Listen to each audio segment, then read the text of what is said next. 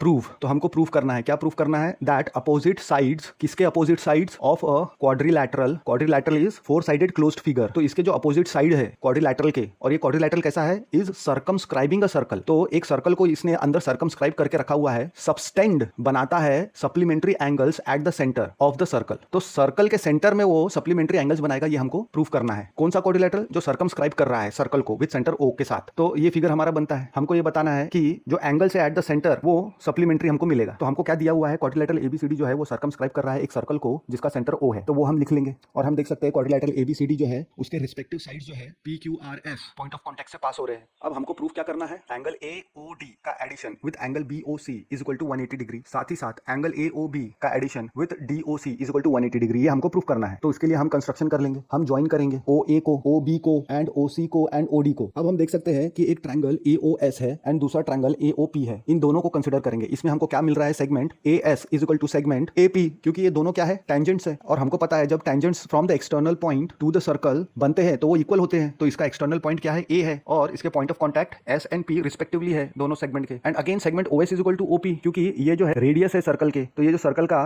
कोई भी रेडियस लेंगे तो वो सेम मेजर का रहेगा। And segment AO is equal to segment AO, क्यों, क्योंकि ये कॉमन है, common segment. Therefore triangle AOS and triangle AOP हमको क्या मिलेगा, कॉन्ग्रुएंट मिल जाएगा by triple S congruence criterion. Therefore angle AOS is equal to angle AOP, ये मिल जाएगा by CPCT, corresponding parts of congruent triangle के साथ। तो इसी प्रकार हम ये भी प्रूव कर सकते हैं कि angle BOP is equal to angle BOQ भी हमको मिलेगा, and angle COQ is equal to angle COR, साथ ही साथ angle DOS is equal to angle DOR. तो इसको हम 2 बोल देंगे। तो हमारे पास 1 है और हमारे पास अब 2 है। नाउ कंप्लीट एंगल के लॉजिक के हिसाब से हमको क्या मिलेगा, angle AOS plus angle AOP plus angle BOP plus angle BOQ plus angle COQ plus angle COR plus angle DOS plus angle DOR is equal to 360 degree, क्योंकि जब सभी एंगल का एडिशन करते हैं और अगर उसका एडिशन 360 डिग्री मिल रहा है तो वो कंप्लीट एंगल्स होते हैं। Therefore angle AOS plus angle DOS एक साथ ला लेंगे, फिर angle AOS plus angle DOS plus angle BOQ plus angle COQ plus angle BOQ plus angle COQ हमको